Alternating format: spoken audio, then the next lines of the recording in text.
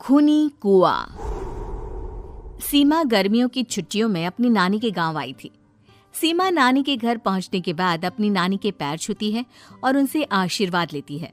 तभी उसकी नानी उससे कहती है, इतनी बड़ी हो गई मेरी सीमा, चल जल्दी से हाथ मुंह धो ले, मैं तेरे लिए खाना लगा देती हूँ। भूख लगी होगी ना? हाँ नानी, भूख तो लग रही है मुझे, आपके हाथ के बने हुए पीले दाल और चावल खाने की। कितना टाइम हो गया है मुझे आपके हाथ का बना हुआ दाल चावल खाए हुए। तू तो नौकरी में व्यस्त थी, तो तुझे कहाँ से टाइम मिलेगा अपनी नानी के लिए? और जब इतने टाइम बाद आई है तो ज्यादा टाइम के लिए रुक कर जाएगी तू। हाँ हाँ नानी, इस बार पूरे 2 महीने के लिए आई हूँ। सीमा की नानी अंदर जाकर उसके लिए खाना बनाने लगती है। सीमा कमरे में अकेली होती है, तभी उसे किसी औरत के रोने की आवाज सुनाई देती है। वो कभी खिड़की से बाहर झांकती है तो कभी दरवाजे से बाहर झांकती है। उसे समझ में नहीं आ रहा होता है कि आखिर रो कौन रहा है। तभी नानी खाना लेकर आ जाती है। वो अपनी नानी से कहती है, नानी, कोई औरत रो रही है क्या? मैं जब से यहाँ आई हूँ तब से मुझे यहाँ किसी औरत की रोने की आवाज आ रही है। हे भगवान, कहीं ये वही तो नहीं? बोलो ना नानी। अरे कोई नहीं रो रहा, ये तेरे मन का वहम है। और तू ना अब खाना खा ले, ज्यादा यहाँ वहाँ की बातों में ध्यान मत दिया कर। जल्दी से खाना खा और फिर मेरे साथ आ जा मेरे कमरे में, दोनों बैठकर खूब सारी बातें करेंगे। ऐसे ही अगले दिन सीमा अपनी नानी के साथ गांव के बाजार जा रही होती है। उसी रास्ते में फिर से किसी औरत के रोने की आवाज आती है। वो अपनी नानी से कहती है, अरे नानी, क्या सच में तुम्हें अभी भी किसी औरत की रोने की आवाज नहीं सुनाई दे रही? मुझे किसी औरत की बहुत बुरी तरीके से रोने और चीखने की आवाजें आ रही हैं। मैं बहुत परेशान हूँ नानी, आखिर ये कौन है? मुझे लगता है कि सीमा को शहर भेज देना चाहिए, यहाँ रहना उसके लिए ठीक नहीं। नानी बोलो ना, आप चुप क्यों हो जाते हो?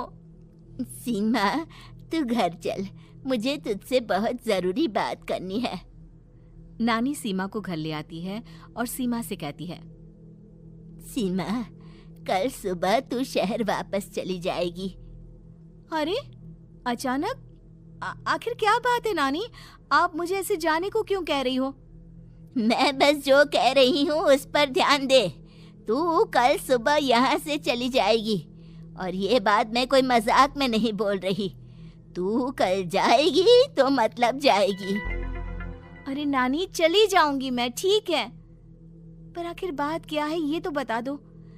मम्मी से कोई बात हुई है या फिर मुझसे कोई गलती हुई है जो तुम मुझे अचानक से जाने के लिए बोल रही हो? देख सीमा, रात बहुत हो चुकी है और मुझे इस बारे में कोई बात नहीं करनी। चल, अब चल के मेरे साथ सो जा। सुबह की बस पकड़कर तुझे शहर भी तो जाना है। सीमा को अपनी नानी का ऐसा व्यवहार देखकर बहुत ही अजीब लगता है। उसे कुछ समझ में नहीं आ रहा होता है कि आखिर उसकी नानी उसे अचानक से गांव छोड़कर जाने के लिए क्यों कह रही है। ये सारी बातें सोचते सोचते सीमा की आंख लग जाती है और वो अपनी नानी के साथ सो जाती है। ऐसे ही आधी रात को सीमा को फिर से किसी औरत की रोने की आवाज सुनाई देती है। वो उस औरत की आवाज सुनकर बार बार करवटें बदल रही होती है और तभी उसे सपने में भी एक अजीब सी औरत की परछाई दिखाई देती है, जो इतना चीख चीख कर रो रही होती है कि सीमा डरकर उठ जाती है। वो पूरे पसीने पसीने हो रही होती है। वो अपने आसपास देखती है तो घर में बिल्कुल शांति का माहौल होता है। सीमा घबरा जाती है।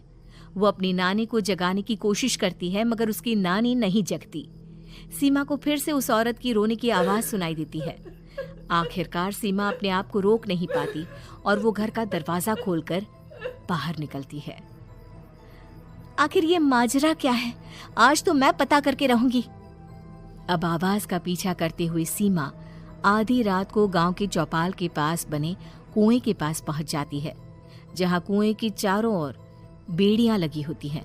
उन बेड़ियों में लगे हुए ताले के साथ एक लाल रंग का कपड़ा और माता रानी का कलावा बंधा होता है। उस कुएं में से सीमा को किसी के रोने की आवाज आती है। सीमा परेशान हो जाती है। इस कुएं में कौन है? कौन है यहाँ? सुनो, कौन है? कौन रो रहा है? वो चिल्ला चिल्ला कर पूछती है और साथ ही लोगों को जगाने की कोशिश करती है, मगर किसी को भी उसकी आवाज सुनाई नहीं देती। अब सीमा खुद उस कुएं के पास की बेड़ियों और तालों को खोलने की कोशिश करती है और किसी तरह कुछ देर की मशक्कत के बाद सीमा उसको खोल भी देती है। और जैसे ही वो कुआं खोलकर उसके अंदर झांकती है, सीमा उस कुएं में गिर जाती है। इतने में उसकी नानी की नींद भी खुल जाती है और सीमा को पास ना देखकर नानी परेशान हो जाती है। नानी घबराकर पूरे घर में उसे ढूंढने की कोशिश करती है, जिसके बाद उसकी नानी और सभी लोग उस खूनी कुएं के पास जाते हैं और सीमा की नानी कुएं के पास खड़ी होती है। सभी गांव वालों और सीमा की नानी को सीमा के चिल्लाने की आवाज आती है। बचाओ, कोई मुझे बचाओ। मेरी बच्ची, हम आ गए, हम तुझे बचा लेंगे। नानी, मुझे यहाँ बहुत डर लग रहा है। यहाँ इंसान की कटी हुई मुंडियाँ, हाथ, पैर और कंकाल हैं और खून भी है। नानी, मुझे डर लग रहा है। आप सब मेरी मदद कीजिए, नहीं तो ये खूनी कुआं मेरी बच्ची को भी खा जाएगा। अरे मुझे तो ये समझ में नहीं आ रहा कि आखिर इस खूनी कुएं को खोला किसने। सालों पहले इसको इतनी मुश्किलों के बाद तांत्रिक बाबा ने बंद किया था। अरे पूरा गांव खूनी कुएं के बारे में अच्छे से जानता है, तो कोई भी जानबूझकर तो ऐसा करेगा नहीं। मतलब किसी ने अनजाने में इसे खोल दिया है भैया। सीमा को इस बारे में मालूम नहीं था और जब से वो यहाँ आई थी तभी से उसे किसी औरत के रोने की आवाजें भी सुनाई दे रही थी। कहीं सीमा ने ही तो उसे नहीं खोला। अगर ऐसा है तो फिर सीमा का बचना बहुत मुश्किल है। वहीं कुएं के अंदर सीमा रोते हुए बैठी होती है कि उसे आवाज सुनाई देती है जो कुएं के बाहर खड़े गांव वालों में से किसी को सुनाई नहीं देता। आज सालों के बाद मुझे ताजा खून मिलेगा। तेरा खून पीकर आज मैं अपनी प्यास बुझाऊंगा।